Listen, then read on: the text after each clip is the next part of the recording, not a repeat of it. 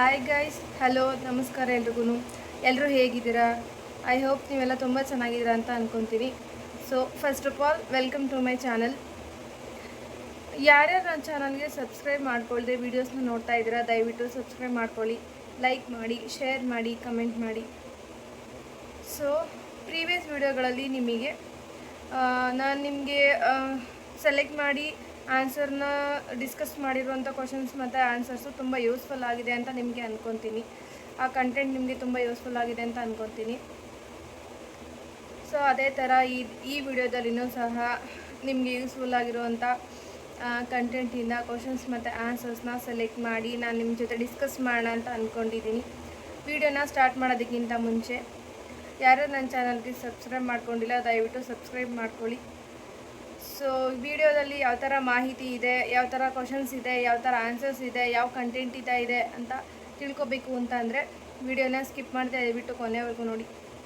So ವಿಡಿಯೋನ start ಮಾಡೋಣ. ಇವತ್ತಿನ ಕ್ವಶನ್ಸ್ ಮತ್ತು ಆನ್ಸರ್ಸ್ ಏನಿದೆ ಅಂತ ನೋಡೋಣ. So let's start.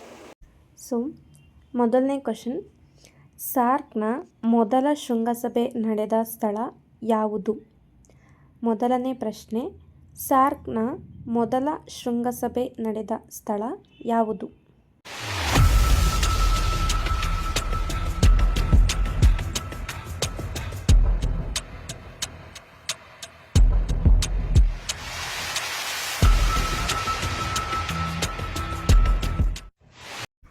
ಉತ್ತರ ಬಾಂಗ್ಲಾದೇಶದ ಢಾಕಾ ಎಂಬುವಂಥ ಪ್ರದೇಶದಲ್ಲಿ ಸಾರ್ಕ್ನ ಒಂದು ಮೊದಲ ಶೃಂಗಸಭೆ ಅನ್ನುವಂಥದ್ದು ನಡೆಯಿತು. ಓಕೆನಾ? ಸೊ ನೆಕ್ಸ್ಟ್ ಕ್ವಶನ್ ನೋಡೋಣ ಏನಿದೆ ಅಂತ. ಸೆಕೆಂಡ್ ಕ್ವಶನ್, ಹ್ಯಾಲಿ ಧೂಮಕೇತು ಎಷ್ಟು ವರ್ಷಗಳಿಗೊಮ್ಮೆ ಕಾಣಿಸಿಕೊಳ್ಳುತ್ತದೆ? ಎರಡನೇ ಪ್ರಶ್ನೆ, ಹ್ಯಾಲಿ ಧೂಮಕೇತು ಎಷ್ಟು ವರ್ಷಗಳಿಗೊಮ್ಮೆ ಕಾಣಿಸಿಕೊಳ್ಳುತ್ತದೆ?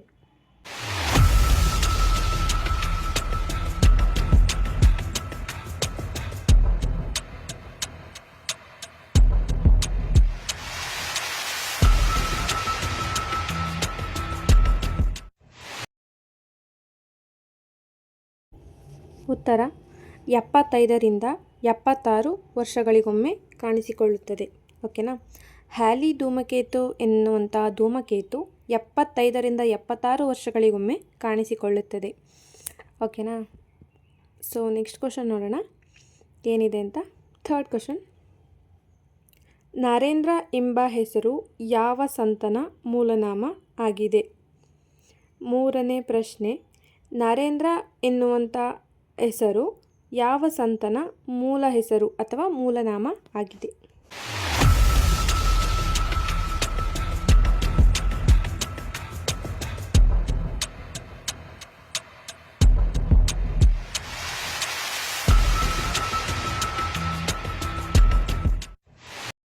ಉತ್ತರ ಸ್ವಾಮಿ ವಿವೇಕಾನಂದ.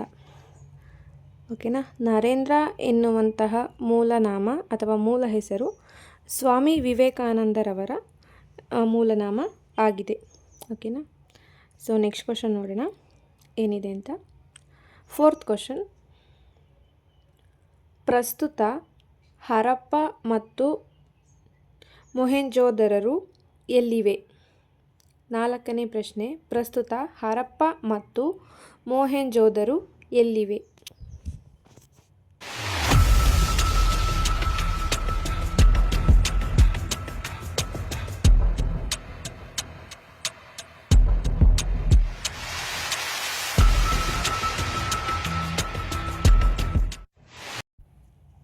ಉತ್ತರ ಪಾಕಿಸ್ತಾನ. ಪ್ರಸ್ತುತ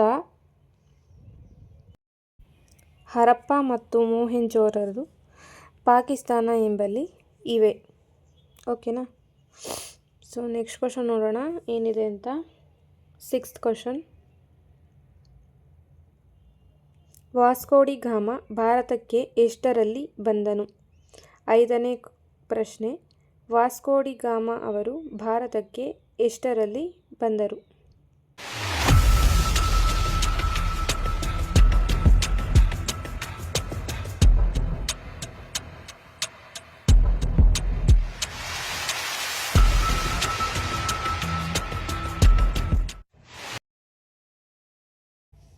ಉತ್ತರ 1498. ಭಾರತಕ್ಕೆ ವಾಸ್ಕೋಡಿಗಾಮ ಅವರು ಬಂದ ವರ್ಷ 1498. ಓಕೆನಾ. ಸೊ ನೆಕ್ಸ್ಟ್ ಕ್ವಶನ್ ನೋಡೋಣ ಏನಿದೆ ಅಂತ. 6th question. ಕನ್ನಡ ವಿಶ್ವವಿದ್ಯಾಲಯ ಇರುವುದು ಎಲ್ಲಿ? 7ನೇ ಪ್ರಶ್ನೆ. ಕನ್ನಡ ವಿಶ್ವವಿದ್ಯಾಲಯ ಅಥವಾ ಕನ್ನಡ ಯೂನಿವರ್ಸಿಟಿ ಇರುವುದು ಎಲ್ಲಿ?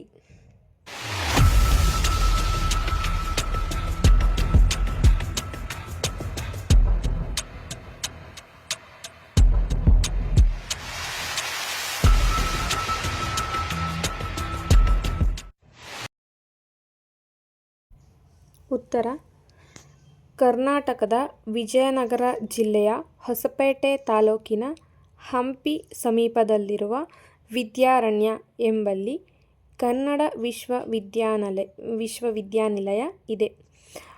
ನಿಮಗೆ ಆಪ್ಷನ್ಸ್ ಅವರು ಹಂಪಿ ಅಂತ ಕೊಟ್ಟಿರ್ತಾರೆ. ಪರ್ಟಿಕ್ಯುಲರಾಗಿ ಹೇಳಬೇಕು ಅಂತಂದರೆ ಕನ್ನಡ ವಿಶ್ವವಿದ್ಯಾನಿಲಯ ಎಂಬುವಂಥದ್ದು ಅಥವಾ ಕನ್ನಡ ಯೂನಿವರ್ಸಿಟಿ ಎನ್ನುವಂಥದ್ದು ಹಂಪಿಯಲ್ಲಿದೆ. ಓಕೆನಾ. ಡೀಟೇಲಾಗಿ ತಿಳ್ಕೊಂಡಿರಿ ಅಂತ ನಾನು ಇಷ್ಟನ್ನು ಎಕ್ಸ್ಪ್ಲೈನ್ ಮಾಡಿದ್ದೀನಿ. ಓಕೆನಾ. ಸೊ ನೆಕ್ಸ್ಟ್ ಕ್ವಶನ್ ನೋಡೋಣ ಏನಿದೆ ಅಂತ. 7th question. ವಾಸ್ಕೋಡಿಗಾಮ ಯಾವ ದೇಶದವನು? 7ನೇ ಪ್ರಶ್ನೆ. ವಾಸ್ಕೋಡಿಗಾಮ ಅವರು ಯಾವ ದೇಶದವರಾಗಿದ್ದಾರೆ?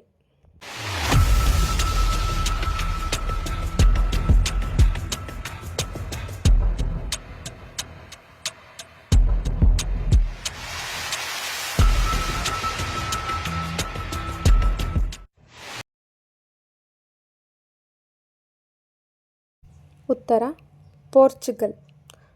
ಓಕೆನಾ. ವಾಸ್ಕೋಡಿಗಾಮ ಅವರು ಪೋರ್ಚುಗಲ್ ದೇಶದವರು ಆಗಿದ್ದಾರೆ. ಓಕೆನಾ. ಸೊ ನೆಕ್ಸ್ಟ್ ಕ್ವಶನ್ ನೋಡೋಣ ಏನಿದೆ ಅಂತ. 8th question. ಭಾರತದ ಅತ್ಯಂತ ಎತ್ತರದ ಶಿಖರ ಯಾವುದು? 8ನೇ ಪ್ರಶ್ನೆ. ಭಾರತದ ಅತ್ಯಂತ ಎತ್ತರವಾದ ಶಿಖರ ಯಾವುದು? ಗೈಸ್, ನಾನು ಎತ್ತರವಾದ ಶಿಖರಗಳು ಯಾವ್ಯಾವು ಅಂತಲೇ ಒಂದು ಸಪ್ರೇಟ್ ವಿಡಿಯೋ ಮಾಡಿದ್ದೀನಿ. ನನ್ನ ಚಾನಲ್ನಲ್ಲಿ ಹೋಗಿ ನೋಡಿ. ಎತ್ತರವಾದ ಶಿಖರಗಳು ಕರ್ನಾಟಕದಲ್ಲಿ, ಭಾರತದಲ್ಲಿ, ಪ್ರಪಂಚದಲ್ಲಿ ಎಲ್ಲನೂ ಮಾಡಿ ವಿಡಿಯೋನ ಅಪ್ಲೋಡ್ ಮಾಡಿದ್ದೀನಿ. ಸೊ ನೀವು ಹೋಗಿ ಅದರಲ್ಲಿ ನೋಡಿ. ಓಕೆನಾ. ಸೊ 8ನೇ ಪ್ರಶ್ನೆ. ಭಾರತದ ಅತ್ಯಂತ ಎತ್ತರವಾದ ಶಿಖರ ಯಾವುದು? 8ನೇ ಪ್ರಶ್ನೆ. ಭಾರತದ ಅತ್ಯಂತ ಎತ್ತರವಾದ ಶಿಖರ ಯಾವುದು?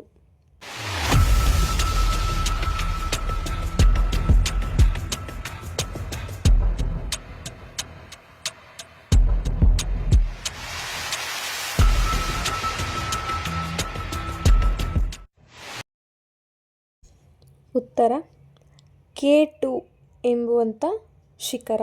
ಓಕೆನಾ.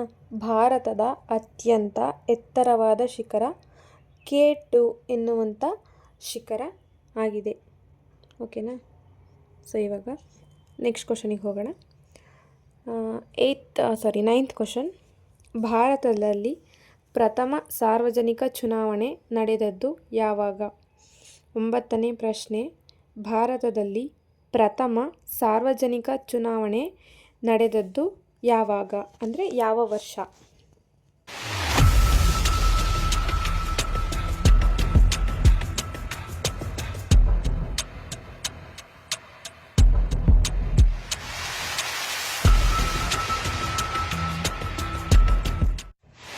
ಉತ್ತರ 1951ರಿಂದ 1952ರಲ್ಲಿ.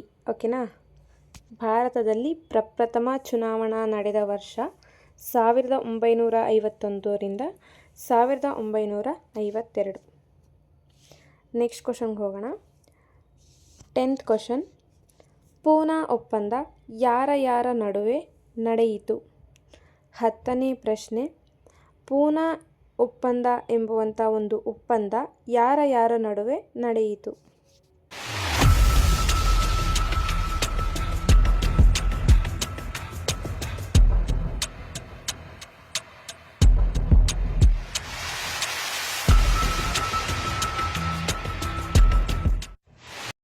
ಉತ್ತರ. ಇದಕ್ಕೆ ಆನ್ಸರ್ನ ನೀವೇ ಕಮೆಂಟ್ ಮಾಡಿ. ನಿಮಗೆ ಎಲ್ರಿಗೂ ಗೊತ್ತಿರೋ ಥರ ನಾನು ಒಂದು ವಿಡಿಯೋದಲ್ಲಿ ಯಾವುದಾದ್ರೂ 1 ಅಥವಾ 2 ಕ್ವಶನ್ನ ನಿಮಗೆ ಅಂತ ನಾನು ಆನ್ಸರ್ ಮಾಡಲಿಕ್ಕೆ ಬಿಟ್ಟಿರ್ತೀನಿ. ಸೊ ಆನ್ಸರ್ ಗೊತ್ತಿದ್ದರೆ ಕಮೆಂಟ್ ಮಾಡಿ, ಗೊತ್ತಿಲ್ಲ ಅಂದ್ರೂ ಕಮೆಂಟ್ ಮಾಡಿ. ನೆಕ್ಸ್ಟ್ ವಿಡಿಯೋದಲ್ಲಿ ನಾನು ನಿಮಗೆ ಆನ್ಸರ್ನ ಹೇಳ್ತೀನಿ, ಓಕೆನಾ. ಸೊ ನೆಕ್ಸ್ಟ್ ಕ್ವಶನ್ಗೆ ಹೋಗೋಣ. 11th question. ರೋಮ್ ನಗರವು ಯಾವ ನದಿಯ ದಡದಲ್ಲಿದೆ? ರೋಮ್ ಎಂಬುವಂಥ ನಗರವು ಯಾವ ನದಿಯ ದಂಡೆಯಲ್ಲಿದೆ ಎಂಬುವಂಥದ್ದು ನಮ್ಮ ಇವತ್ತಿನ 11ನೇ ಪ್ರಶ್ನೆ ಆಗಿದೆ.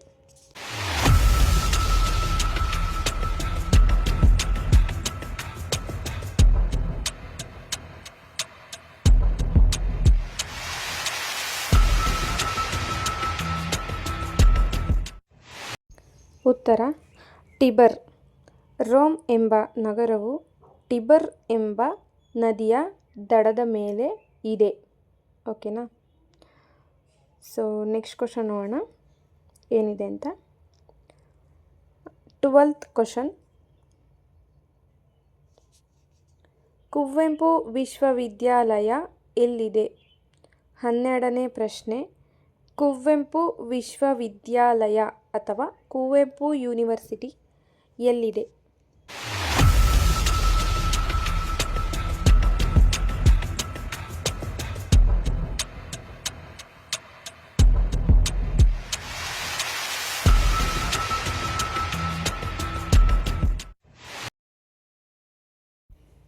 ಉತ್ತರ ಶಿವಮೊಗ್ಗ. ಶಿವಮೊಗ್ಗದಲ್ಲಿ ಇದೆ. ಕುವೆಂಪು ಯೂನಿವರ್ಸಿಟಿಯು ಶಿವಮೊಗ್ಗದಲ್ಲಿ ಇದೆ, ಓಕೆನಾ. ಸೊ ಇವಾಗ ನೆಕ್ಸ್ಟ್ ಕ್ವಶನ್ ನೋಡೋಣ ಏನಿದೆ ಅಂತ. 13th question. ಇಂಡಿಯಾ ಹೌಸ್ ಭಾರತದ ಮನೆ 1905ರಲ್ಲಿ ಲಂಡನ್ನಲ್ಲಿ ಯಾರು ಪ್ರಾರಂಭಿಸಿದರು? ನೋಡಿ, ಇದರಲ್ಲಿನೇ ಎಷ್ಟೊಂದು ಕ್ವಶನ್ಸು ಇದೆ ಮತ್ತು ಆನ್ಸರ್ ಕೂಡ ಕ್ವಶನಲ್ಲೇ ಇದೆ. ಆ ಥರನಾದರೂ ಕೇಳ್ಬೋದು ನಿಮಗೆ, ಇಲ್ಲ ಇವಾಗಿರೋ ಕ್ವಶನ್ ಥರನಾದ್ರೂ ಕ್ವಶನ್ ಕೇಳ್ಬೋದು, ಓಕೆನಾ. ಇಂಡಿಯಾ ಹೌಸ್ ಭಾರತದ ಮನೆ 1905ರಲ್ಲಿ ಲಂಡನ್ನಲ್ಲಿ ಪ್ರಾರಂಭಿಸಿದಂಥವರು ಯಾರು?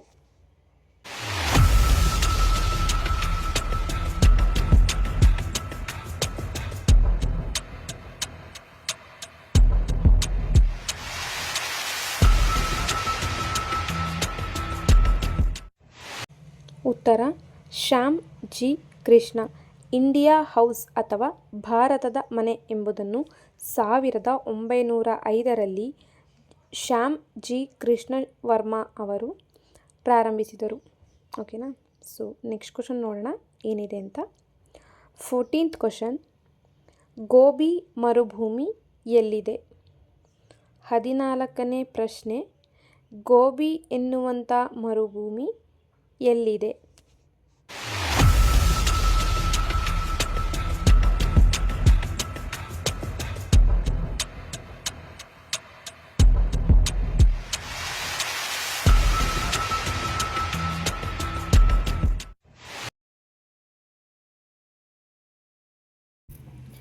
ಗೋಬಿ ಎನ್ನುವಂತಹ ಮರುಭೂಮಿ ಎಲ್ಲಿದೆ ಅಂತಂದರೆ, ಮರುಭೂಮಿ ಗೋಬಿ ಡೆಸರ್ಟ್ ಎಂಬುದು ಏಷ್ಯಾ ಖಂಡದ ಅತಿ ದೊಡ್ಡ ಮತ್ತು ವಿಶ್ವದ 5ನೇ ಅತಿ ದೊಡ್ಡ ಮರುಭೂಮಿಯಾಗಿದೆ. ಇದು ಮಂಗೋಲಿಯಾದ ದಕ್ಷಿಣ ಭಾಗದಲ್ಲಿ ಮತ್ತು ಚೀನಾದ ಉತ್ತರ ಹಾಗೂ ವಾಯುವ್ಯ ಪ್ರದೇಶಗಳಲ್ಲಿ ವ್ಯಾಪಿಸಿದೆ, ಓಕೆನಾ. ಗೋಬಿ ಮರುಭೂಮಿ ಎನ್ನುವಂಥದ್ದು ಏಷ್ಯಾ ಖಂಡದ ಅತಿ ದೊಡ್ಡ ಮರುಭೂಮಿ ಆಗಿದೆ. ಹಾಗೆ ಇಡೀ ಪ್ರಪಂಚದ, ಇಡೀ ವಿಶ್ವದ 5ನೇ ಅತಿ ದೊಡ್ಡ ಮರುಭೂಮಿ ಆಗಿದೆ. ಇದು ಮಂಗೋಲಿಯಾದ ದಕ್ಷಿಣ ಭಾಗದಲ್ಲಿ ಮತ್ತು ಚೀನಾದ ಉತ್ತರ ಹಾಗೂ ವಾಯುವ್ಯ ಪ್ರದೇಶಗಳಲ್ಲಿ ವ್ಯಾಪಿಸಿದೆ, ಓಕೆನಾ. ಅರ್ಥ ಆಯ್ತಲ್ವ? ನಿಮ್ಗೇನಾದ್ರೂ ನಾನು ಹೇಳೋದು ಅರ್ಥ ಆಗಿಲ್ಲ, ಫಾಸ್ಟ್ ಆಯಿತು ಅಂತ ಅನಿಸಿದ್ರೆ ಇಲ್ಲಿ ವಿಡಿಯೋದಲ್ಲಿ ನಾನು ಡಿಸ್ಪ್ಲೇ ಮಾಡಿದ್ದೀನಿ ಆನ್ಸರ್ನ, ದಯವಿಟ್ಟು ಓದ್ಕೊಳ್ಳಿ. ಎಲ್ಲಾದರೂ ಒಂದು ಕಡೆ ನೋಟ್ ಮಾಡಿಕೊಂಡು ಓದ್ಕೊಂಡು ಅರ್ಥ ಮಾಡ್ಕೊಳ್ಳಿ ಗೈಸ್, ಓಕೆನಾ. ಮತ್ತೊಂದು ಸಲ ಬೇಕಾದರೆ ಹೇಳ್ತೀನಿ. ಗೋಬಿ ಡೆಸರ್ಟ್ ಎಂಬುದು ಏಷ್ಯಾದ ಅತಿ ದೊಡ್ಡ ಮತ್ತು ವಿಶ್ವದ 5ನೇ ಅತಿ ದೊಡ್ಡ ಮರುಭೂಮಿ ಆಗಿದೆ. ಇದು ಮಂಗೋಲಿಯಾದ ದಕ್ಷಿಣ ಭಾಗದಲ್ಲಿ ಮತ್ತು ಚೀನಾದ ಉತ್ತರ ಹಾಗೂ ವಾಯುವ್ಯ ಪ್ರದೇಶಗಳಲ್ಲಿ ವ್ಯಾಪಿಸಿದೆ. ಓಕೆನಾ? ಅರ್ಥ ಆಯ್ತಲ್ವಾ? ಸೊ ಗೈಸ್, ಇದಾಗಿತ್ತು ಇವತ್ತಿನ ಕ್ವಶನ್ಸ್ ಮತ್ತು ಆನ್ಸರ್ಸ್. ನೆಕ್ಸ್ಟ್ ವಿಡಿಯೋದಲ್ಲಿ ಸಿಗ್ತೀನಿ ಒಳ್ಳೆ ಕಂಟೆಂಟ್ ಜೊತೆ. Thank you. Bye. So guys, ನೋಡಿದ್ರೆ ಅಲ್ವಾ ಇವತ್ತಿನ ಕ್ವಶನ್ಸ್ ಮತ್ತು ಆನ್ಸರ್ಸ್ ಹೀಗಿತ್ತು. ಇದರಲ್ಲಿ ಏನಾದರೂ ನಿಮಗೆ ಅರ್ಥ ಆಗಿಲ್ಲ ಅಂತಂದರೆ ನನಗೆ ಕಮೆಂಟ್ ಮಾಡಿ. ನಾನು ನಿಮಗೆ ನೆಕ್ಸ್ಟ್ ವಿಡಿಯೋದಲ್ಲಿ ಅದಕ್ಕೆ ಖಂಡಿತವಾಗ್ಲೂ ಎಕ್ಸ್ಪ್ಲನೇಷನ್ನ ತಿಳಿಸ್ಕೊಡ್ತೀನಿ. ಹಾಗೆ ಪ್ರೀವಿಯಸ್ ವಿಡಿಯೋಗಳಲ್ಲಿ ಏನೇನು ಅರ್ಥ ಆಗಿಲ್ಲ ನಿಮಗೆ ಅದನ್ನು ನನಗೆ ಕೇಳಿ ನೆಕ್ಸ್ಟ್ ವಿಡಿಯೋದಲ್ಲಿ ನಿಮಗೆ ಆನ್ಸರ್ನ ಹೇಳ್ತೀನಿ. ಹಾಗೆ ನೆಕ್ಸ್ಟ್ ವಿಡಿಯೋದಲ್ಲಿ ಯಾವ ಥರ ಕಂಟೆಂಟ್ ಬೇಕು, ನಿಮಗೆ ಯಾವುದ್ರ ಬಗ್ಗೆ ಮಾಹಿತಿ ಬೇಕು ಅಂತ ನನಗೆ ಹೇಳಿದ್ರೆ ನಾನು ನಿಮಗೆ ಅದೇ ಕಂಟೆಂಟ್ ಬಗ್ಗೆ, ಅದೇ ಕ್ವಶನ್ಸ್ ಮತ್ತು ಆನ್ಸರ್ಸ್, ಅದೇ ಕಂಟೆಂಟ್ ಬಗ್ಗೆ ವಿಡಿಯೋನ ಮಾಡ್ತೀನಿ. ಪ್ರೀವಿಯಸ್ ವಿಡಿಯೋಗಳಲ್ಲಿ ಯಾವುದಾದ್ರೂ ಕ್ವಶನ್ಸ್ಗೆ ಆನ್ಸರ್ ಏನಾದರೂ ನಿಮಗೆ ಕನ್ಫ್ಯೂಸ್ ಇತ್ತು ಅಂತಂದರೆ ಕೇಳಿ. ಹಾಗೆ ಕಮೆಂಟ್ಗೆ ಏನಾದರೂ ಕ್ವಶನ್ಸ್ ನಿಮಗೆ ಕಮೆಂಟ್ ಮಾಡಿ ಅಂತ ಬಿಟ್ಟಿರೋದಕ್ಕೆ ನಿಮಗೆ ಆನ್ಸರ್ ಗೊತ್ತಾಗಿಲ್ಲ ಅಂತಂದ್ರೂ ಕೂಡ ಕೇಳಿ, ನಾನು ನಿಮಗೆ ಎಲ್ಲದಕ್ಕೂ ಆನ್ಸರ್ನ ಹೇಳ್ತೀನಿ. ಸೊ ಇದಾಗಿತ್ತು ಇವತ್ತಿನ ವಿಡಿಯೋ. ನೆಕ್ಸ್ಟ್ ವಿಡಿಯೋದಲ್ಲಿ ಸಿಗ್ತೀನಿ ಒಳ್ಳೆ ಕಂಟೆಂಟ್ ಜೊತೆ, ಒಳ್ಳೆ ಕ್ವಶನ್ಸ್ ಮತ್ತು ಆನ್ಸರ್ಸ್ ಜೊತೆ. ಸೊ ಇಷ್ಟು ದಿನ ನಾನು ಮಾಡಿರೋವಂಥ ವೀಡಿಯೋಸ್ಗಳು ನಿಮ್ಗೆಲ್ರಿಗೂ ಯೂಸ್ಫುಲ್ ಆಗಿದೆ ಅಂತ ಅಂದ್ಕೊತೀನಿ. ಯೂಸ್ಫುಲ್ ಆಗಿದ್ದರೆ, ಈ ವಿಡಿಯೋಗಳೆಲ್ಲ ನಿಮಗೆ ಇಷ್ಟ ಆಗಿದ್ದರೆ ದಯವಿಟ್ಟು ಸಬ್ಸ್ಕ್ರೈಬ್ ಮಾಡ್ಕೊಳ್ಳಿ, ಲೈಕ್ ಮಾಡಿ, ಶೇರ್ ಮಾಡಿ, ಕಮೆಂಟ್ ಮಾಡಿ. ಇದೇ ಥರ ಒಳ್ಳೆ ಕಂಟೆಂಟ್ಗೆ ನನ್ನ ಪೇಜ್ನ ಫಾಲೋ ಮಾಡಿ. ಸೊ ಇವತ್ತಿಗೆ ವಿಡಿಯೋನ ಮುಗಿಸ್ತಾ ಇದ್ದೀನಿ. So thank you guys, thank you for watching. Bye, take care.